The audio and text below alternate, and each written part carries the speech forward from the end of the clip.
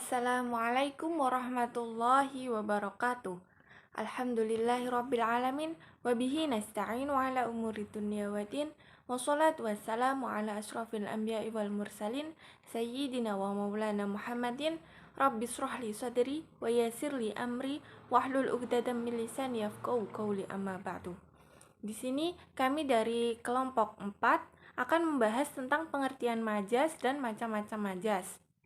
Untuk materi yang pertama yaitu pengertian majas. Ta'riful majas.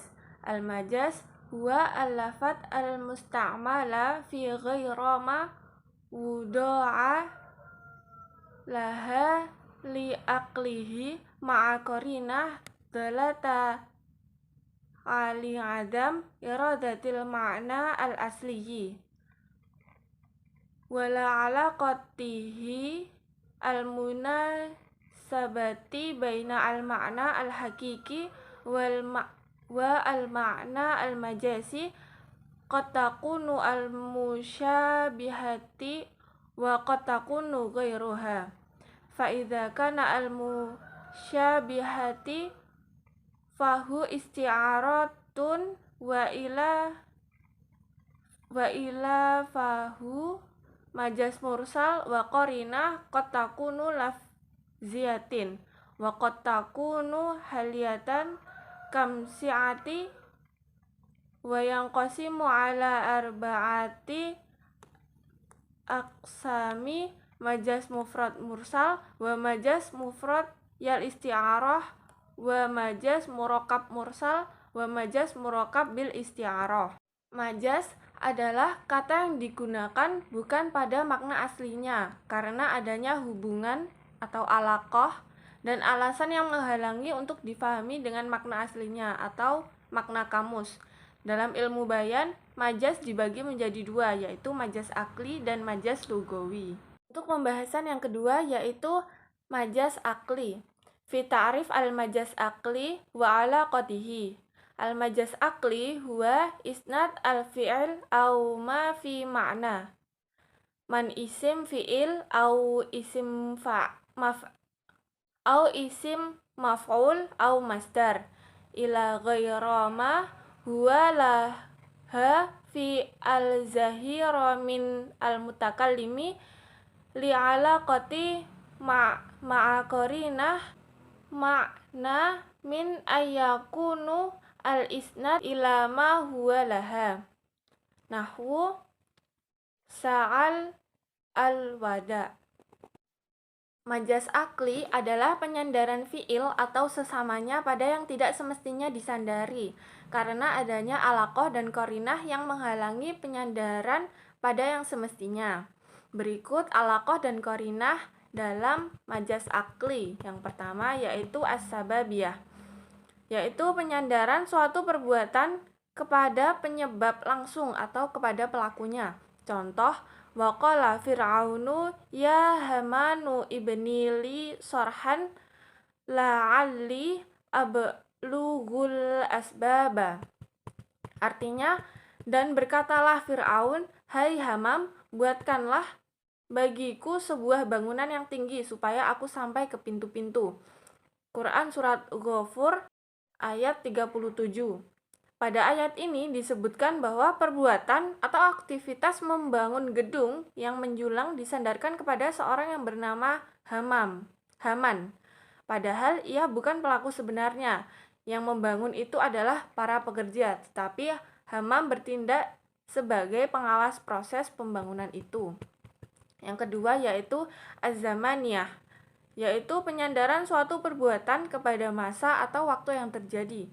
Contohnya, naharul mu'mini sha'iramun walailuhu qa'imun, yang artinya siangnya orang mukmin itu berpuasa dan malamnya bangun untuk ibadah. Pada contoh ini disebutkan bahwa perbuatan puasa disandarkan kepada siangnya.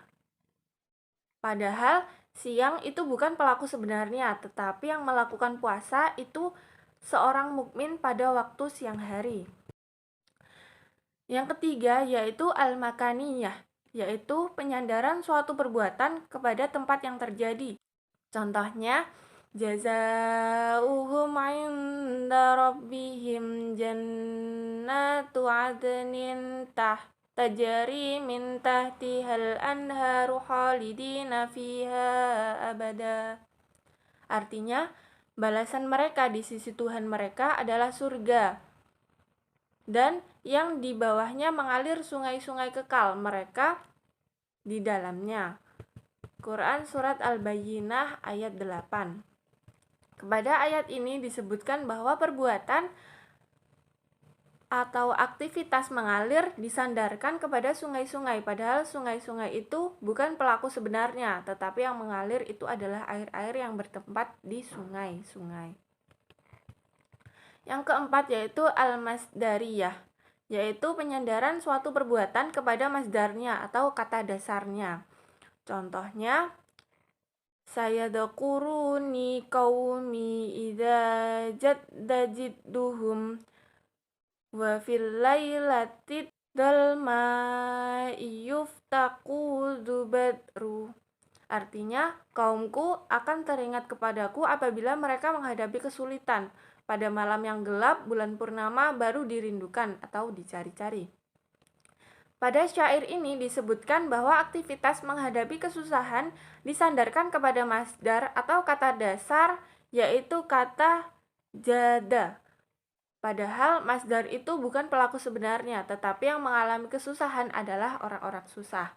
Sekian penjelasan dari kami. Untuk materi selanjutnya akan dijelaskan oleh Mbak Halimah. Padanya saya persilahkan. Saya lanjutkan pembahasan al-mabahasus salis fil majazil lugawi. Pembahasan dari majaz lugawi. Wahwal kalimatu al-musta'malatul labdi al-murakabu al-musta'malu fi ghairiha udi'alahu li'alaqatin ma'aqorinatin maniatin min iradatil ma'nal al-asli.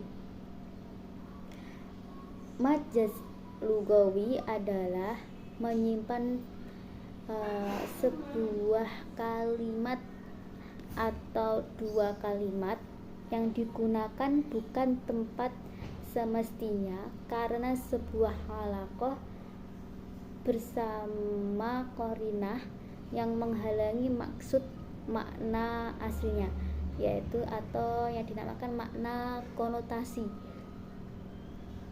Nahwu nurul al-haq la yakhfa. Cahaya kebenaran tidak akan padam. Al-haqi yaitu lafadz majazi, di mana lafadz qarinahnya yaitu nuru. Apakah sebuah kebenaran mempunyai cahaya? Tidaklah mungkin. Tapi cahaya makna hakinya cahaya itu asyamsu, matahari. Cahaya matahari tidak akan padam. Nur al-haq yaitu bukan tempat semestinya, tapi maknanya itu asyamsu yang dimaksud. Makna hakikinya yaitu asyamsu, lafaz majaznya yaitu al-haq. Lafaz makna hakiki dan makna majazi digabungkan menjadi lafaz alaqah. Alaqah dari makna tersebut yaitu al-hidayah.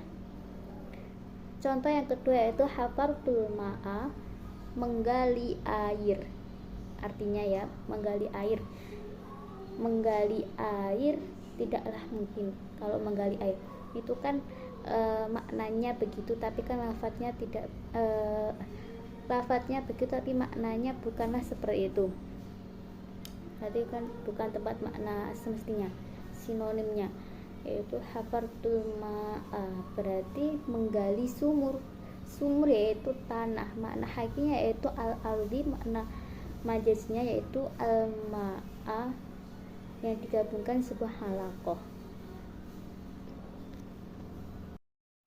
Berikut alaqah dan qarinah dari majaz lugawi yaitu isti'arah. Isti'arah adalah kata yang tidak dipahami dengan makna aslinya dan mulanya uslub tasbih yang dibuang salah satu torofnya.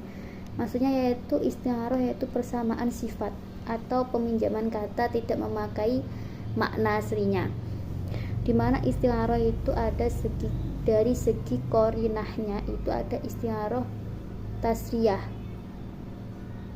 adalah isti'arah yang disuratkan pada musababih. Contoh yaitu ra'aitu asadan fil fasri, yang artinya saya melihat singa di dalam kelas. Asad yaitu lafadz majazi, yaitu yang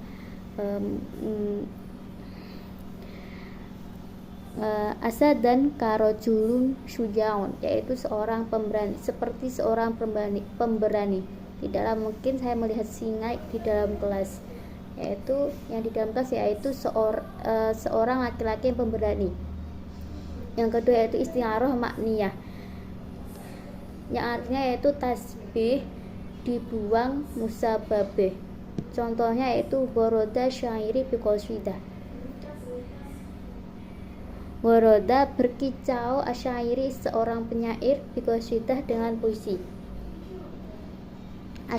Seorang penyair tidaklah mungkin berkicau biqasidah dengan puisi.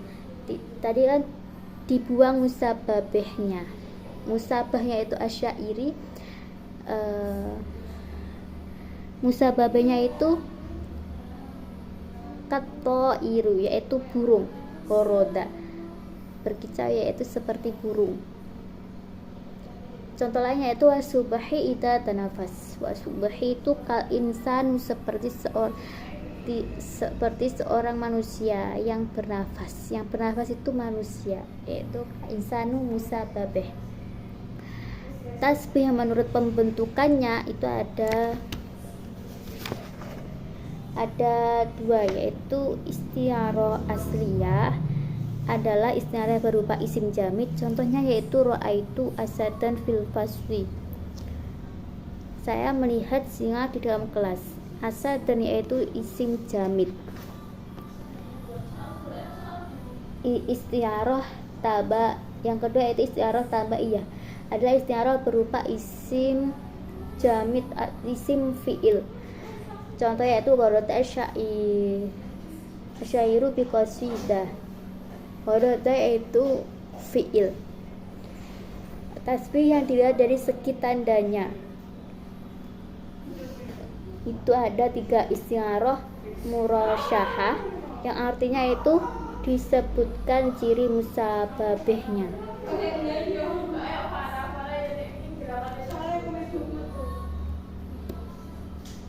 Contohnya yaitu ulaikal ladzina ishtaraw dhalalata bil huda fama rabihat tijaratuhum wa ma kanu muhtadin. Musyababahnya itu ishtaraw, yang berarti membeli, dan yang dimaksudkan memilih. Kata tersebut ditandai dengan kata fama rabihat, yang artinya tidak mendapat untung. Yaitu yang kedua yaitu mujarroda, yaitu isti'arah yang disebutkan tanda musabbahnya. Contohnya yaitu ra'aitu asadan fil masjidi. Asadan yaitu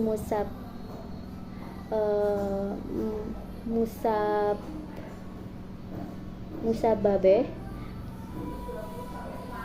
Musabahnya itu orang yang pemberani. Nah, di dalam masjid itu singa atau orang pemberani, mestinya orang pemberani. Yang ketiga yaitu isti'arah mutlaqah, yang artinya isti'arah yang tidak ada tanda musyababih dan musabahnya. Contohnya yaitu inna lamma tawal ma'a hamalnakum fil jariyah. Kata togo bermakna zada, dan setelahnya tidak ada tanda menjelaskan keduanya. Assalamualaikum warahmatullahi wabarakatuh. Saya akan melanjutkan pembahasan dari Mbak Halimah, yakni pembahasan tentang majaz mursal atau majaz mufrad mursal. Majaz mursal atau mufrad mursal yaitu kata yang diberlakukan pada selain makna aslinya. karena ada alaqah ghairu musyabahah dan qarinah yang menunjukkan bahwasannya kata itu menunjukkan makna yang tidak aslinya. Karena majaz ini disebut mursal, maka sudah tentu ini adalah majaz yang telah lepas atau tidak dibatasi oleh alaqah tertentu, melainkan mempunyai banyak alaqah. Alaqah majaz mursal itu mungkin di teks ini adalah 10 ya, sebenarnya ada 8. Alaqah sababiyah yaitu itlaqus sabab dan iradatul musabab. Seperti contoh ra'atil masyiyatu al-ghaitha. Yang kedua yaitu alaqah musababah, yaitu itlaqul musabab wa iradatus sabab. Ra'at wa yunazzilu lakum minas sama'i rizqa. Quran surat Ghafir ayat 13. Di sini adalah rizqon, yaitu hujan yang menyebabkan adanya rezeki. Karena rezeki itu adalah menjadi sebab turunnya hujan.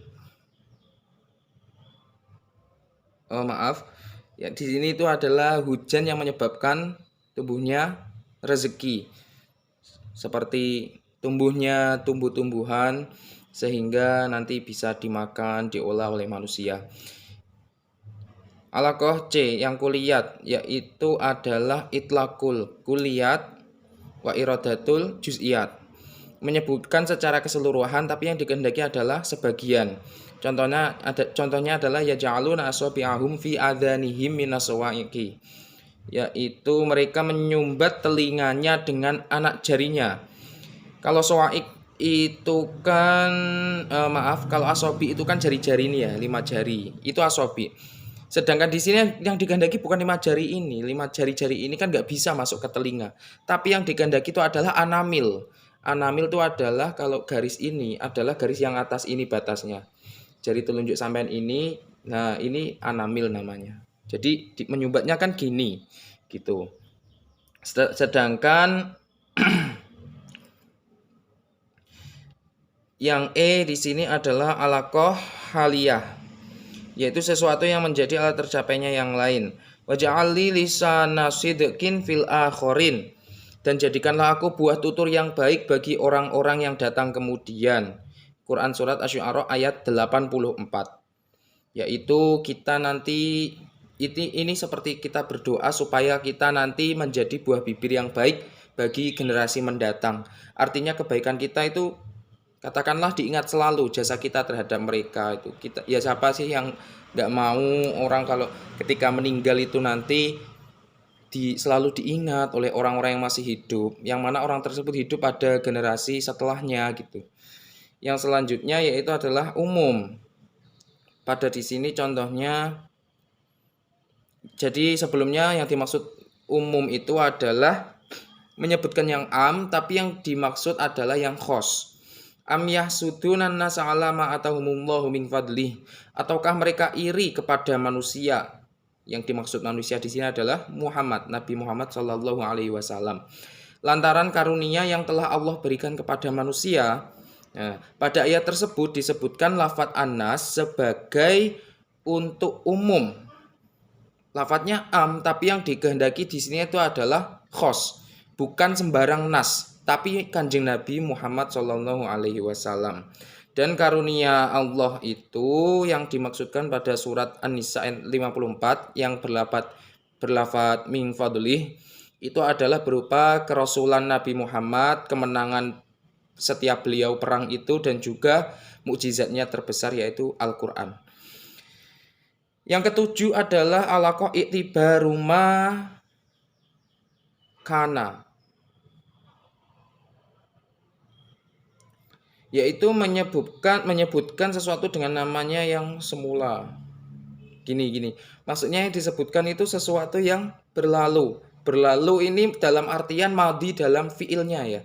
Jadi yang dimaksudkan adalah yang akan terjadi seperti firman Allah. Seperti firman Allah yaitu pada Quran surat An-Nisa ayat 2, wa atawul yatama amwalahum, dan kasihkan harta benda itu pada anak yatim. Kasihkan harta benda mereka kepada anak yatim. Tapi nggak langsung dikasihkan. Yang dikehendaki di sini tuh adalah nanti idza kana al yatama ya'tuna al baligh. Nah, ketika nanti anak-anak yatim itu sudah balik, baru kasihkan harta bendanya. Kalau sampean kasihkan sekarang, nanti itu nggak akan bermanfaat. Kenapa nggak akan bermanfaat? Karena anak yang belum balik itu transaksi jual belinya itu tidak sah, dan juga mereka belum terkhitobi dalam kasus beberapa hal begitu. Sedangkan ada yang kedelapan, yaitu alaqah i'tibari ma yakunu. Di sini contohnya adalah pada Quran surat Yusuf ayat 34. Oh iya, alaqah ikhtibaru ma yakunu wa iradatu makana, yaitu menyebutkan yang terjadi dan yang dimaksud adalah sesuatu yang sebelumnya. Wa dakhala ma'ahus sijnu fatayani qala ahaduhuma inni arani a'siru khamra. Pada Quran surat Yusuf ayat 34, dan bersama dengan dia masuk pula ke dalam penjara dua orang pemuda, berkatalah salah seorang di antara keduanya, sesungguhnya aku bermimpi bahwasanya aku memeras anggur, bukan memeras arak. Meski di sini lafadznya adalah khomer, tapi yang dikehendaki itu adalah wujudnya sebelum khomer itu apa? Kan anggur. Kemudian diolah, diperas, dan akhirnya menjadi khomer. Begitu. Kurang lebihnya mohon maaf. Untuk presentasi kelompok 4 matkul balaghah 2 dari kami, apabila ada salahnya atau tutur kata yang kurang jelas. Wassalamualaikum warahmatullahi wabarakatuh.